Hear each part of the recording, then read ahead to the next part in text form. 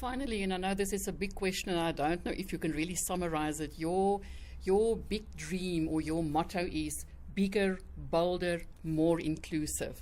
If you can say that in a short time, what is that you mean under those three big words? So bolder is about taking more robust resistance to human rights violations, including peaceful civil disobedience, which basically means willing to sometimes put our lives on the line and risk arrest, for example.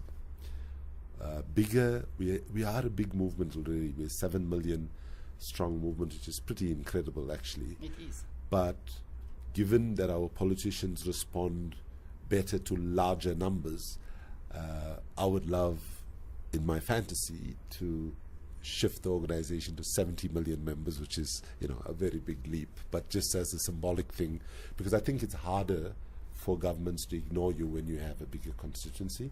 And more inclusive is about working alongside with others, and about including in our work the agendas of the women's movement, the youth constituency, and so on. So we want to build also a more inclusive movement, not just in terms, of course, in terms of our staff and boards and so on, but also in terms of who are we including in the allies that we work with, because that's equally important too.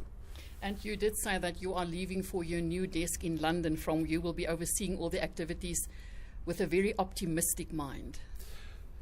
Well, the only option you have in this kind of life is to be optimistic. That doesn't mean we are unrealistic. It doesn't mean that we are romantic.